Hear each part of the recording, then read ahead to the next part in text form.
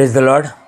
प्रभू येशू ख्रिस्ताच्या अति उच्च नावामध्ये, महिमित नावामध्ये सर्वांना प्रेमाचा सलाम.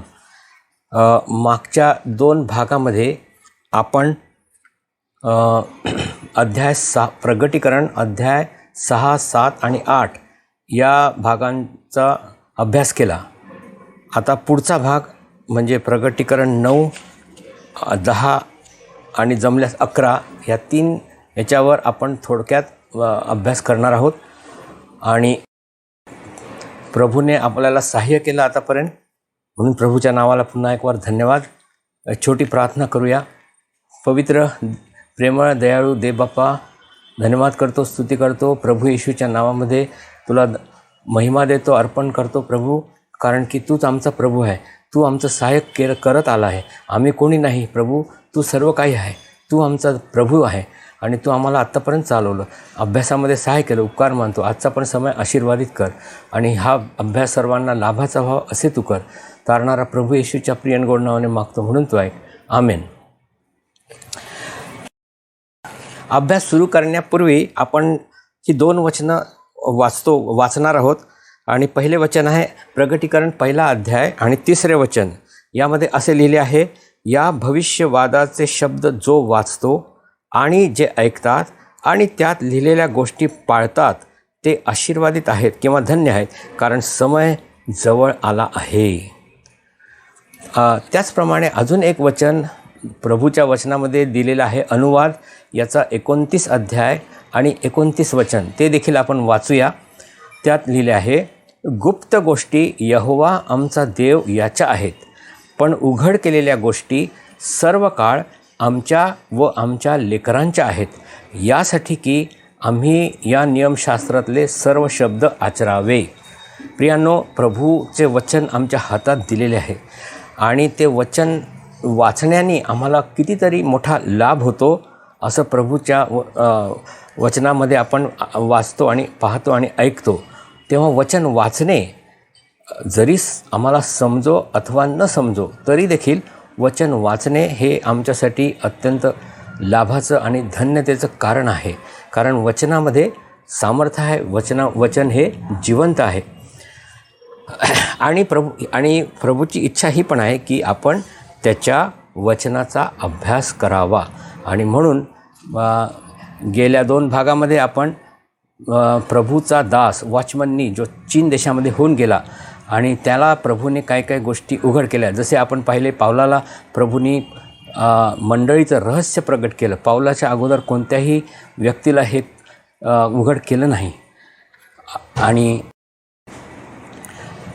तसेच त्यानंतर आता पुष्कळ वर्ष प्रभू येशूच्या नंतर झाली. प्रभूने आपलं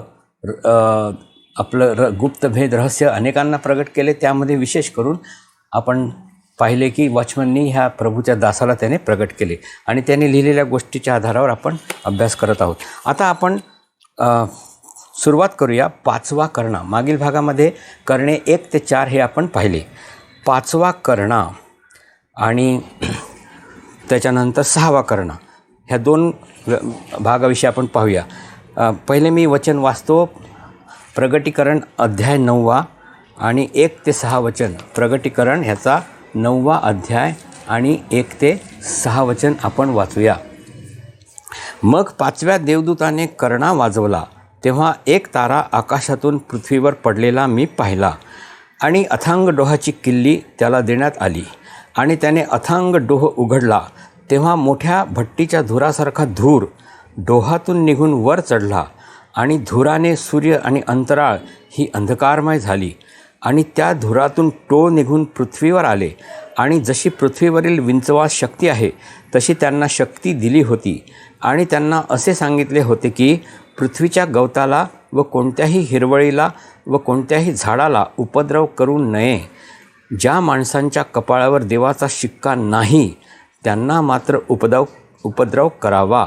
आणि त्यांना असे सोपवून दिले होते की त्यांना जीवे मारू नये, तर 5 महिने त्यांना पिडावे.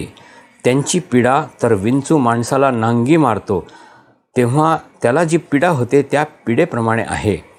आणि त्या दिवसांमध्ये माणसे मरण शोधतील, परंतु ते त्यांना मिळणार नाही.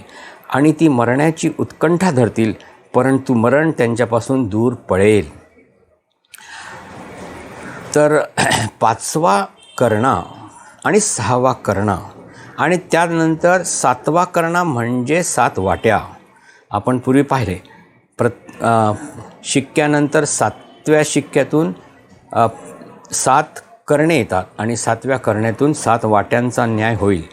आणि मागच्या भागात आपण पाहिले 5 शिक्के पूर्ण झाले आहेत, 6वा शिक्का अद्याप बाकी आहे आणि 5व्या आणि 6व्या शिक्क्याच्या मध्यंतरात आपण आहोत. आणि 6वा शिक्का उघडण्यापूर्वी मंडळी उचलली जाईल, हे आपण मागील भागामध्ये पाहिले. त्यानंतर मंडळी उचलली गेल्यानंतर एकूण 7 वर्षाचा कठीण समय आहे, संकट काळ आहे. आणि हा 7 वर्षाचा संकट काळ 3.5 वर्षे आणि 3.5 वर्षे असा 2 भागामध्ये आपल्याला विभागलेला दिसतो. आणि पहिल्या 3.5 वर्षाच्या काळात करणे 1 ते 4 होणार आहेत. आणि प्रियांनो, आता 5वा करण्याचं आपण जे वाचलं त्यामध्ये आता आपण आत्ता वाचलं की एक तारा आकाशातून पृथ्वीवर पडला. आणि हा 5वा करणा ह्याला ग्रेट वो म्हणजे किंवा एक मोठा क्लेश असे म्हणण्यात आले आहे. 5वा करणा तसेच 6वा करणा मोठे क्लेश आहेत. म्हणजे आता दुसरा 3.5 वर्षाचा काळ सुरू होत आहे. आणि ह्या दुसऱ्या 3.5 वर्षाच्या काळामध्ये पहिली गोष्ट आपल्याला दिसून येते, एक तारा आकाशातून पृथ्वीवर पडला आणि पुढे असलेले अथांग डोहाची किल्ली त्याला देण्यात आली होती. म्हणजे हा तारा एक कोणीतरी व्यक्ती आहे आणि हा अन्य कोणी नसून स्वतः शैतान आहे. आणि पडणे म्हणजे खाली टाकले जाणे. तर ह्या दुसऱ्या 3.5 वर्षाच्या काळाची सुरुवात अशी होते. आणि तो पडल्यानंतर काय होते पुढे, तो अथांग डोह उघडतो आणि त्या अथांग डोहातून भट्टीच्या धुरासारखा धूर निघून येतो आणि सूर्य आणि अंतराळ अंधकारमय होतात आणि त्या धुरातून टोळ पृथ्वीवर येतात. हे टोळ काय आहेत? अर्थात हे कोणीतरी दुष्ट आत्मे आणि त्यांनी एक विशिष्ट स्वरूप धारण केलेले असे आपल्याला समजते. टोळ म्हणजे खरोखर जसे टोळ असतात छोट्या आकाराचे तसे हे नाहीत. हे कोणीतरी दुष्ट आत्मे आहेत आणि त्यांना शक्ती दिली. पृथ्वीवरील विंचवास शक्ती जशी असते तशी दंश करण्याची शक्ती त्यांना आहे. आणि पुढे असे आपण वाचतो की ज्या माणसांच्या कपाळावर देवाचा शिक्का नाही त्यांना उपद्रव करावा असं त्यांना सोपवून दिलं. पण त्या अर्थात ही त्यांची नांगी मारणे, विंचू जसं नांगी मारतो तशी नांगी मारण्याने पीडा तर होईल परंतु मृत्यू येणार नाही. त्यामुळे प्रियांनो, खरोखरच हे अत्यंत क्लेशकारक आहे. अत्यंत म्हणजे अत्यंत क्लेशकारक आहे. ते काय असेल हे कोणी सांगू शकत नाही. कशा प्रकारचं विष विंचवाचं असतं तसं काय असेल ते आपल्याला ठाऊक नाही, परंतु अत्यंत पीडित करणारी ही गोष्ट आहे. म्हणून ह्याला ग्रेट वो म्हणजे अति मोठा क्लेश असे म्हटले गेले आहे. आणि ज्यांना ही पीडा 5 महिने अशी पीडा त्यांना होईल. इथे पण पुन्हा प्रभू एक मर्यादा घालतो. 5 महिन्याची मर्यादा आहे आणि मरण त्यांना येणार नाही. तर अशा प्रकारे ही ग्रेट ट्रिब्युलेशन म्हणजे महासंकट काळाच्या दुसऱ्या भागाची सुरुवात या ठिकाणी होते. परंतु अर्थात ज्यांच्या कपाळावर देवाचा शिक्का आहे त्यांना ते उपद्रव करू शकणार नाही. आपण मागच्या पहिल्या भागात पाहिले होते की काही इस्रायल लोकांना प्रभू वाचवू इच्छितो आणि त्यांच्या कपाळावर शिक्का मारण्यात आला. प्रत्येक वंशातून 12,000 अशा प्रकारे 144,000 इस्रायलांवर प्रभूने आपला शिक्का मारला. आज इस्रायलाचं कठीण समय सुरू आहे हे आपल्याला दिसत आहे, परंतु प्रभू किती कनवाळू दयाळू आहे हे पण आपल्याला दिसते. प्रभू येशू ज्या पृथ्वीवर होता तेव्हा तो नथानेलाला विषय काय बोलला? तो म्हणाला, हा खरा इस्रायली, याच्यामध्ये काही कपट नाही. असे पुष्कळ इस्रायली जरूर असतील आणि त्यांना वाचवावे अशी प्रभूची इच्छा आहे. आणि म्हणून ज्यांच्या कपाळावर शिक्का नाही त्यांनाच फक्त पीडा होणार आहे. आणि पुन्हा एक वार लक्षात घेऊया, मंडळी ऑलरेडी या अगोदरच उचलली गेली आहेत, परंतु खाली राहणारे जे ख्रिस्ती असतील, काही ख्रिस्ती खाली राहतील किंवा असे असतील की ज्यांनी प्रभू येशू ख्रिस्तावर त्या वेळेपर्यंत विश्वास ठेवलेला नाही, असे लोक जे खाली राहतील आणि त्यांच्यासाठी अर्थात फार कठीण काळ आहे, परंतु जर त्यांनी पश्चाताप केला तर प्रभू त्यांना जरूर सोडवेल, हे पण आपल्याला समजते. तर हा झाला 5वा करणा. आता आपण 6वा करणा पण 5व्या करण्यामध्ये त्यांचा एक राजा आहे आणि त्या राजाचे नाव अबद्योन आणि ग्रीक भाषेत अपोल्लोन असे आहे. तर ही 5वा करणा या ठिकाणी आपण पाहिला आहे आणि पुढे आपण जातो. आता आपण 6वा करणा देखील भाग बघूया. 6वा करण्याचं वर्णन हे वचन 13 पासून पुढे आपल्याला दिसून येते. आम्ही वाचतो, मग 6व्या देवदूताने कर्णा वाजवला, तेव्हा देवासमोरल्या सोन्याच्या वेदीच्या 4 शिंगांमधून आलेली वाणी मी ऐकली. ती म्हणाली, 4 दूत त्यांना मोकळे सोड. मग 4 दूत जे माणसांचा 3रा हिस्सा जीवे मारायला तयार केले होते ते सोडण्यात आले. 4 दूतांना सोडण्यात आले. आणि आता काय होते पहा, की 4 दूतांना मोकळे सोडल्यानंतर हे फरात नदीजवळ बांधून ठेवलेले जे आत्मे आहेत त्यांना मोकळे सोडण्यात आले. आणि पुढे काय होते आपल्याला दिसून येते. 6वा करणा हा देवाचा मोठा न्याय आहे, कारण माणसे सुवार्ता स्वीकारण्यास तयार नाहीत. आणि याच सुमारास ख्रिस्त विरोधक अँटी ख्राइस्ट जो आहे, म्हणजे शैतान जो आहे, आपले राज्य स्थापन करण्याची तयारी करीत आहे. आणि आपल्याला इथे पुढे असे दिसून येते की योहानाला दिसले की 20 कोटी स्वार आहेत. 20 कोटी स्वार.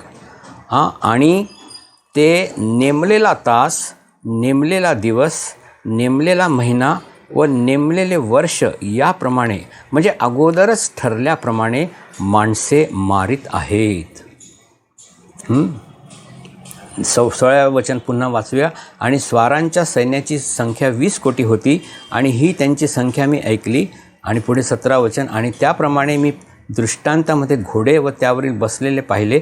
त्यांना अग्नी व नीळ व गंधक यासारखी उरस्त्राणे होती आणि त्या घोड्यांची डोकी सिंहाच्या डोक्यासारखी होती आणि त्यांच्या तोंडातून अग्नी व धूर व गंधक हे निघतात.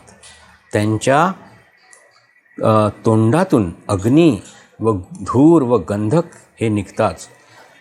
20 कोटी स्वारांच्या त्यांच्या तोंडातून निघणारे अग्नी व धूर व गंधक या 3 पिढ्यांनी माणसांचा 3रा हिस्सा जीवे मारला जातो. किती कठीण गोष्ट आहे. माणसे पृथ्वी तलावर जेवढी माणसे आहेत त्या सर्व माणसांचा 3रा हिस्सा, म्हणजे आता समजा आज आपण कल्पना केली की जगात एकूण 750 कोटी लोक आहेत सर्व मिळून. सर्व जगातील लोकांची संख्या 750 कोटी जर आपण धरली तर 250 कोटी लोक मारले जातात आणि बाकीचे उरतात आणि तरी पण ते पश्चाताप करीत नाहीत. तर अशा प्रकारे हा 5वा आणि 6वा करणा आपल्याला दिसून येतो. आणि पुढे आपण आता जाऊया 10वा अध्याय, प्रगटीकरण अध्याय 10. हा छोटासा अध्याय आहे आणि या अध्यायामध्ये प्रभू योहानाला एक पुस्तक खायला देतो असे आपण वाचतो. तर 10व्या अध्यायाच्या पहिले वचन वाचूया. आणि मी दुसरा पराक्रमी देवदूत आकाशातून उतरताना पाहिला. तो ढग पांघरलेला होता आणि त्याच्या डोक्यावर मेघधनुष्य होते आणि त्याचे तोंड सूर्यासारखे होते व त्याचे पाय अग्नीच्या खांबासारखे होते. आणि हा कोण असू शकतो? त्याचे पाय अग्नीच्या खांबासारखे, म्हणजे न्याय करणारा तो प्रभू. हा दूत म्हणजे स्वतः प्रभू येशू ख्रिस्त आहे. तो मेघाने आच्छादित आहे आणि त्याचे मुख जणू काही सूर्यच आहे, तरी जणू आच्छादित असल्यामुळे दिसत नाही. त्याचा उजवा पाय समुद्रावर व त्याचा डावा पाय पृथ्वीवर आहे. अर्थात त्याचा पूर्ण अधिकार समुद्रावर म्हणजे अधोलोकावर आहे आणि पृथ्वीवरील जिवंतांवर आहे. प्रभू येशूचा अधिकार जिवंत आणि मृत अशा दोघांवर आहे. आणि आपल्याला पुढे असे दिसते की त्याची वाणी झाली, सिंहासारखी गर्जना त्याने केली. परंतु आता या ठिकाणी असे आहे की ही सिंहासारखी गर्जना असली तरी ह्या गोष्टी फक्त योहानासाठी त्याने तो बोललेला आहे. आणि कारण की आपण वाचतो पुढे की 4 वचन, आणि त्या 7 गडगडाटांनी आपले शब्द उच्चारले तेव्हा मी लिहिणार होतो. इतक्यात मी आकाशातून आलेली वाणी ऐकली. ती मला म्हणाली, 7 गडगडाटांनी ज्या गोष्टी उच्चारल्या त्या शिक्का मारून बंद कर, त्या लिहू नको. काही गोष्टी अशा जणू काही आता आहेत की प्रभूने सांगितले योहानाला की ह्या गुप्त गोष्टी आहेत, त्या तू आता लिहू नको. आता हे जे गुज आहेत ते अर्थात प्रगट न केलेलं आहे आणि ते योहानासाठी सांगितलं गेलं आहे. आणि पुढे आपण असे वाचतो की योहानाला हे पुस्तक खाण्याकरिता सांगण्यात आले. आणि खाणे म्हणजे काय? खाणे म्हणजे 9व्या वचनात आहे व 9वे वचन मी वाचतो. तेव्हा मी त्या देवदूताकडे जाऊन त्याला म्हणालो, ते लहानसे पुस्तक मला दे. मग तो म्हणाला, हे घे आणि खाऊन टाक. आणि हे तुझे पोट कडू करील तरी तुझ्या तोंडात मधासारखे गोड लागेल. मग मी ते लहानसे पुस्तक त्या देवदूच्या हातातून घेतले व ते खाऊन टाकले. तेव्हा ते माझ्या तोंडात मधासारखे गोड लागले, परंतु ते खाल्ल्यावर माझे पोट कडू झाले. तेव्हा ते मला म्हणाले, पुष्कळ लोक व राष्ट्रीय भाषा व राजे यांना तू पुन्हा भविष्य सांगितले पाहिजे. तर प्रियांनो, या ठिकाणी योहानाला पुस्तक खाण्याकरता देण्यात आले आणि ते खाल्ल्यानंतर असं म्हटलेलं आहे की त्याच्यात पहिली गोष्ट त्याच्या तोंडाला मधुर लागले आणि मात्र त्याच्या पोटामध्ये कडूपणा आला. देवाचे गुज पूर्ण झाले आहे किंवा त्याचे राज्य आले आहे, ही गोष्ट योहानाला त्याच्या तोंडाला मधुर वाटली. प्रियांनो बघा, आता 7वा करणा अजून झाला नाही, परंतु तो होण्याच्या बेतात आहे. आणि 7वा करणा म्हणजे त्यानंतर 7 वाट्यांचा न्याय येतो. आणि ह्या करणाच्या न्यायामध्ये ज्या लोकांनी पश्चाताप करणे आवश्यक आहे त्यांनी तो केलाच आहे. आणि पुढे जे न्याय येणार आहेत त्या न्यायामध्ये बहुतेक करून लोक पश्चाताप करणार नाहीत. आणि 7 वाट्यांचा न्याय आता होणे जरुरी आहे आणि त्या न्यायकाळात कोणी पश्चाताप करीत नाही, ही गोष्ट योहानाला जी आहे ती कडू वाटते. देवाचे राज्य आले आहे, ही गोष्ट योहानाच्या तोंडाला मधुर वाटते, परंतु लोक पश्चाताप करणार नाहीत. ही जेव्हा गोष्ट त्याला प्रगट होते ती त्याच्यासाठी कडवट आणि पोटामध्ये फार त्याला कडूपणा म्हणजे दुःख या ठिकाणी झालेले आपल्याला समजते. तर अशा प्रकारे 6व्या आणि 7व्या करण्यामध्ये हे मध्यंतराच्या काळामध्ये आपल्याला 10व्या अध्यायामध्ये योहानाला दिलेले ही गोष्ट आपल्याला समजून येते. तेव्हा आता आपण 7वा करणा सुरू होण्यापूर्वी अजून एक आपल्याला गोष्ट दिसून येते, ती गोष्ट बघून आपण पूर्ण करूया. प्रगटीकरण ह्याचा 11वा अध्यायामध्ये आता येतो आपण. आणि ह्या ठिकाणी 11व्या अध्यायामध्ये आपण पाहतो, 11 अध्याय 1 आणि 2 वचन.